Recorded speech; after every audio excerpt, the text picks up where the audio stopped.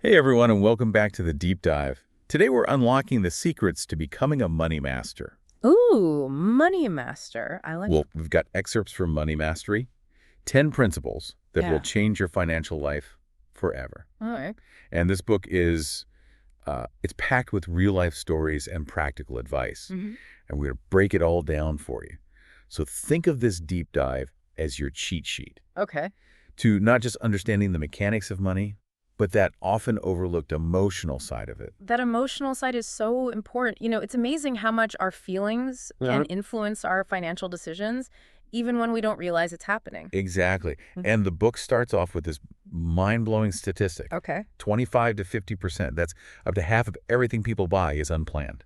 On Wow. top of that, the average person retires with just $57,000, even after earning over $1.6 million in their lifetime. Yeah, that's wild. That's wild. It is, and it really underscores the book's point that money management isn't just about crunching numbers. Right. It's about understanding the psychology behind our spending habits. So it's like we think we're in control, but our emotions are secretly calling the shots. In a lot of cases, yes. Think about it. Have you ever bought something you didn't really need Oh, just because you were feeling down or stressed or maybe even just bored? oh, all the time. Mm. Retail therapy, they call it. Yeah. But that good feeling is so fleeting. Yeah. And then you're left with the guilt and maybe even a bit of debt. Speaking of debt, the book shares the story of Mark and Joyce. Okay. This couple was constantly fighting about money Hmm. and drowning in debt, but they turned things around and are now on track to retire comfortably with close to $1 million. Their story is a great example of how acknowledging our emotional spending patterns is the first step to achieving a real financial turnaround. Right. Once they realized that they were using spending as a way to cope with stress and avoid difficult conversations, they could start making more conscious choices. So it's like they were treating the symptom and not the cause. Hmm. And that's where tracking comes in. Right. The book talks a lot about the importance of knowing where your money is actually going. Yes. It even mentions this couple who wiped out their savings because they had no idea how much they were spending on seemingly small things. Yeah. I can definitely relate to that. Tracking your spending is like shining a light on those hidden leaks in your budget. Yeah, It's amazing what you discover when you really pay attention. for sure. And it's not about deprivation, it's about making informed choices and taking control. Like Stan and Arlene, the truck driver and teacher, who thought they were already squeezing every penny. Wait, remind me about their story. They felt like saving was impossible because they were already so tight with their money, Right. but they committed to tracking their expenses for a month, and guess what? What? They discovered enough hidden cash to support their daughter's college housing. No way, just from track. That's incredible. See, this is why I love this book. It's not just about theory, it's about real people finding real solutions. And it really highlights that we all have more control over finances than we might think. Absolutely. And the book doesn't just focus on individual stories and struggles. It also zooms out to examine the bigger forces that are working against us when it comes to money.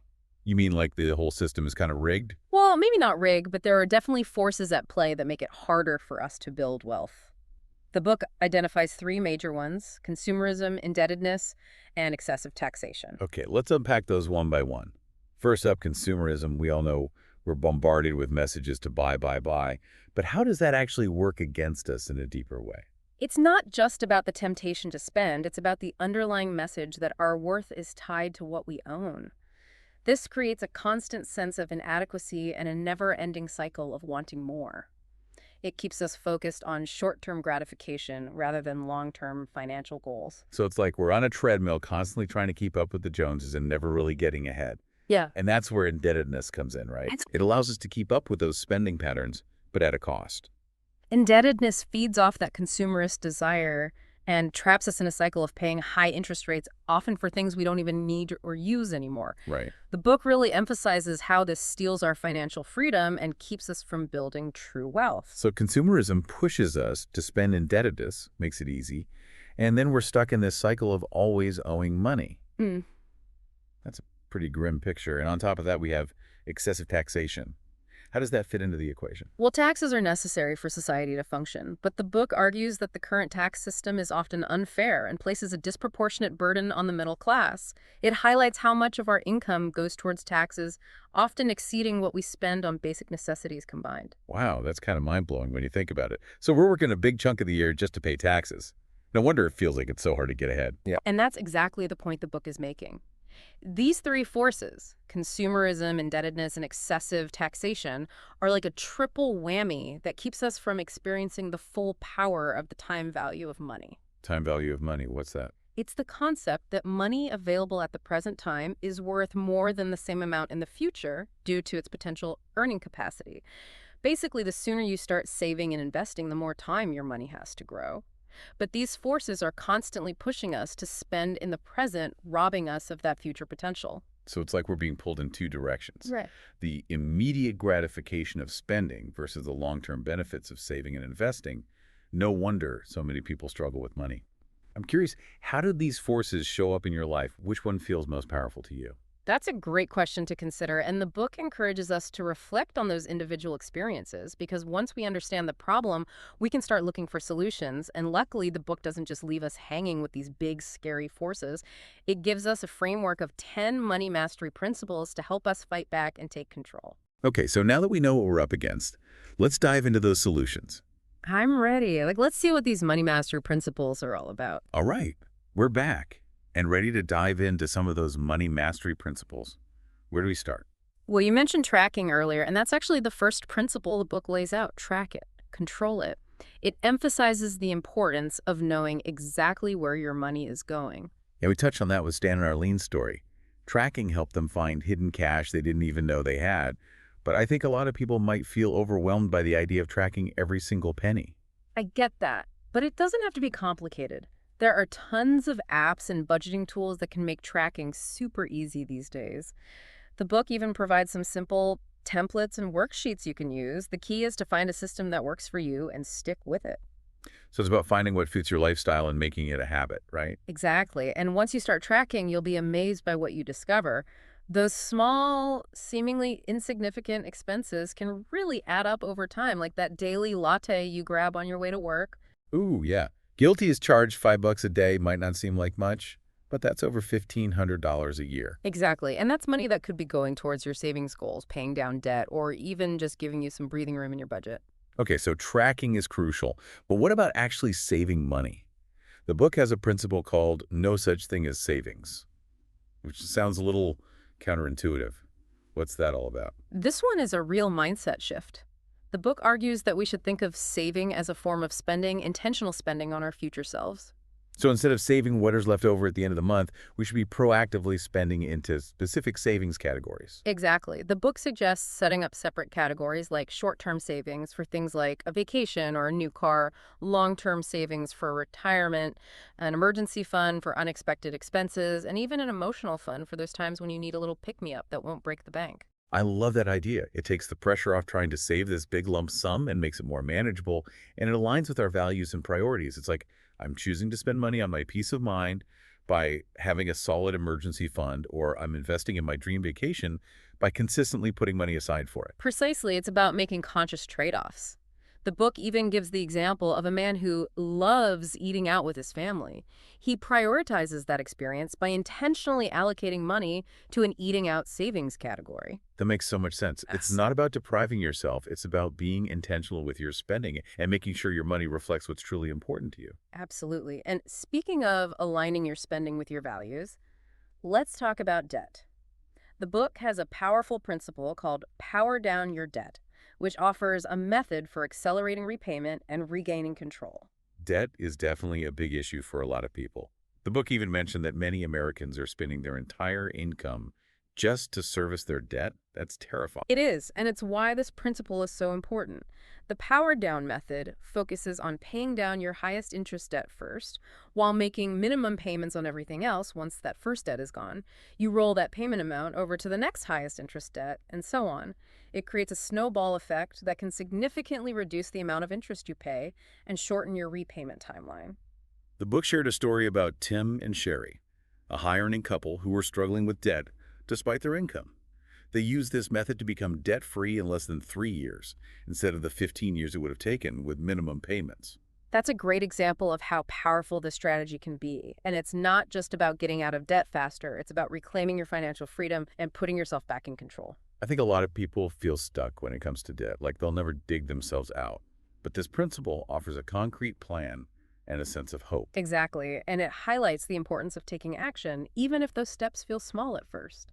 Okay, so we talked about tracking, saving, and tackling debt. What's next on the money mastery list? Well, the next principle might seem obvious, but it's often overlooked. Know the rules of the game. It's about becoming financially literate and understanding how things work. Like reading the fine print and not just blindly trusting financial advisors or salespeople? Yes, and understanding things like interest rates, fees, investment options, and the different types of financial products available. The book emphasizes that knowledge is power when it comes to money. I remember a story from the book about a man who ended up paying over $160,000 in legal fees because he didn't understand the terms of a financial agreement he signed. That's a costly lesson. It is, and it underscores the importance of doing your research, asking questions, and not being afraid to seek independent advice. So it's about becoming an informed consumer, Mhm. not just letting others dictate our financial decisions. Exactly, and that empowerment can make a huge difference in your financial well-being. Okay, I'm feeling more empowered already. What's the next principle we should tackle? Let's talk about organize your wealth. This one is all about creating a system for managing your finances efficiently and effectively. So more than just balancing your checkbook. Yes, it's about having a clear picture of your assets, debts, income, and expenses. The book advocates for using tools like the tax drawer system, which helps you categorize your assets and income based on their tax implications. Tax drawers. That sounds interesting. Can you explain that a little more? Sure, it's a way of organizing your finances to make tax time easier and potentially reduce your tax burden, for example. You might have a tax-deferred drawer for retirement accounts like 401ks and IRAs, where your money grows tax-free until you withdraw it in retirement. Ah, so you're strategically placing your money into different drawers based on their tax treatment. Exactly. The book also suggests an estate organizer to keep vital documents like wills, trusts, and insurance policies in a safe and accessible place. This ensures that your loved ones have all the information they need in case of an emergency.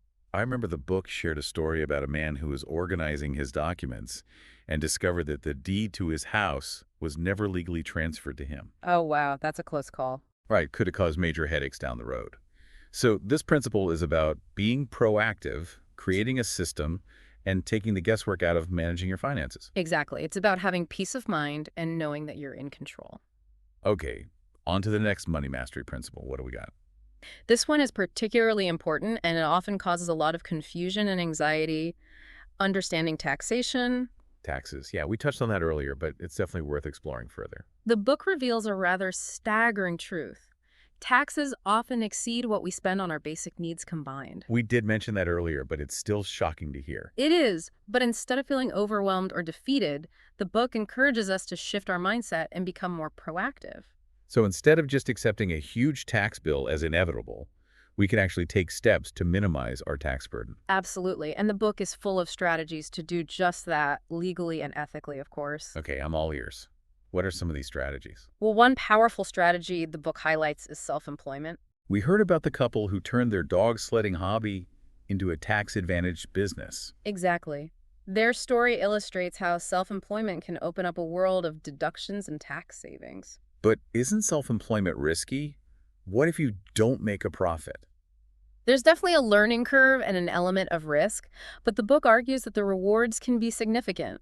It emphasizes the importance of choosing a business you're passionate about, having a solid plan, and approaching it strategically. And even if you don't make a profit right away, you can still deduct many of your business expenses, which can offset other income. So you don't have to be wildly successful to reap the tax benefits of self-employment. Not at all. And contrary to popular belief, claiming legitimate deductions won't automatically trigger an IRS audit, the book emphasizes that as long as you're following the rules, keeping accurate records, and being honest, you have nothing to worry about. Okay, that's reassuring. So what other tax-saving tips does the book offer? Well, it goes into detail on various deductible expenses, from travel and entertainment to home office deductions and even car expenses. It even covers strategies like income shifting, which allows you to legally shift income to family members who are in lower tax brackets. Whoa, income shifting. That sounds a little tricky. It can seem that way, but it's perfectly legal and ethical as long as it's done correctly. The book explains how to do it within the bounds of the law. It even covers setting up things like medical reimbursement plans and supper money allowances for working family members. It's pretty fascinating stuff. It sounds like there's a whole world of tax strategies that most people aren't even aware of. There definitely is. And the book encourages readers to consult with a tax professional to determine which strategies are most beneficial for their specific situation. So it's not a one-size-fits-all approach. Exactly. Every individual's financial situation is unique. Wow, this is a lot to take in. But it's also really empowering to realize that we have more control over our taxes than we might think. Absolutely. And then that's the whole point of this principle, to demystify taxes and empower people to take control of their finances. Okay, we've covered a lot of ground when it comes to taxes, but we're not done yet. There's still so much to explore. Let's move on to another important aspect of money mastery, putting your money in motion. All right, let's get those dollars moving. What exactly does putting your money in motion entail? This principle is all about shifting from a mindset of just earning more money to a mindset of making your money work harder for you. Okay, so it's not just about bringing in more income. It's about using the income you have more strategically. Precisely, the book uses some really engaging examples to illustrate this concept, like the grocery store owner who boosted profits by analyzing product turnover and focusing on high-demand items. He wasn't working any harder, but he was making smarter choices that maximize his profits. That's a great example. I also remember the story about the couple who leveraged their biology knowledge to create a profitable ginseng farm and retire early. Yes, and then there's the real estate agent who used technology to create a website that generates leads 24/7. She's essentially created a passive income stream that works for her even when she's not actively working. So it's about finding creative ways to leverage your skills, knowledge, and resources to create more wealth even without working more hours. Exactly. And the possibilities are endless. It could be turning a hobby into a side hustle, investing in rental properties, starting an online business, or even just automating your savings and investments. This principle really encourages us to think outside the box and find opportunities that align with our interests and passions. Exactly. It's about being resourceful, innovative, and finding ways to make your money work smarter, not harder. Okay, this is all starting to make sense, but I think a lot of people might feel like these principles are great in theory, but how do we actually put them into practice in our own lives? Well, that's where the rubber meets the road, right? And the book doesn't just leave us with a bunch of concepts. It provides practical tools and resources to help us implement these principles. Like what? It includes worksheets, checklists, and even a glossary of financial terms. It also encourages us to create a personalized money mastery action plan based on our individual goals and circumstances. So it's like a roadmap for financial success tailored to each individual's needs. Exactly. It's a guide that helps you break down those big goals into smaller, actionable steps. I love that it makes the whole process seem less daunting and more achievable. And it reminds us that financial mastery is a journey, not a destination. It's about making consistent, informed choices that align with your values and goals. So it's not about perfection. It's about progress. Exactly. And even small changes can make a big difference over time. Okay, I'm feeling inspired, and I'm sure our listeners are eager to hear about the remaining money mastery principles. Me too. But before we dive into those, maybe we should take a quick break, grab a drink, stretch your legs, and we'll be back in a few minutes to continue our deep dive into financial freedom. Okay, so we're back and ready to wrap up our deep dive into money mastery. We've covered a lot of ground, from tracking spending to understanding taxes. Right. But there's one more crucial piece we need to discuss. You're talking about mindset, right?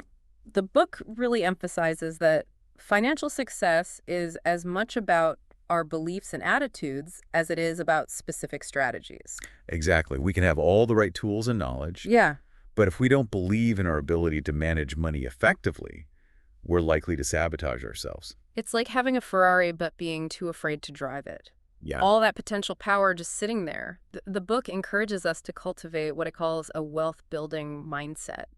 So what does that look like in practice? It's about shifting from a scarcity mindset to one of abundance. Yeah. It's about believing that there's enough to go around and that you deserve to have financial security and freedom. I think a lot of people, myself included, might struggle with that. We might have limiting beliefs about money that hold us back. Absolutely. We might tell ourselves things like, I'm not good with money, or rich people are greedy, or I'll never be able to afford that. Yeah. These beliefs become self-fulfilling prophecies. So how do we challenge those limiting beliefs and cultivate a more empowering mindset? The book suggests a few different approaches. One is to become aware of your self-talk. Those negative thoughts that pop into your head, once you're aware of them, you can start to challenge their validity. So if you catch yourself thinking, I'm bad with money, ask yourself, is that really true? Or is it just something I've been telling myself for years? Exactly. And then start replacing those negative thoughts with more positive affirmations. Things like, I am capable of managing my money effectively, or I am worthy of financial abundance. So it's about retraining our brains to think about money in a more positive and empowered way. Precisely. And the book also emphasizes the importance of surrounding yourself with supportive people who believe in your goals. It even suggests finding a mentor or a financial coach who can provide guidance and accountability. That makes a lot of sense. Mhm. Our environment and the people we spend time with have a huge impact on our beliefs and behaviors. Absolutely. And remember, financial mastery is not about perfection. It's about progress. It's about making small, consistent changes over time that add up to big results. It's a journey, not a destination, right? Exactly. And the book provides all the tools and resources you need to embark on that journey with confidence. Well, I don't know about you, but I'm feeling incredibly inspired and motivated after this deep dive. Me too. It's amazing how much we can learn from real life stories and practical advice. And remember, this deep dive was just a taste of what Money Mastery has to offer. The book goes into much more detail on each of these principles, and it's packed with even more stories, tips, and resources. If any of these principles resonated with you, I highly recommend checking out the full book. And remember, financial freedom is within your reach. It starts with a decision to take control, to educate yourself, and to believe in your ability to create a brighter financial future. So, what principle resonated most with you today? What action will you take to put it into practice? We'd love to hear from you. Share your thoughts and insights in the comments below. And until next time, keep learning, keep growing, and keep diving deep. Thanks for joining us on the deep dive.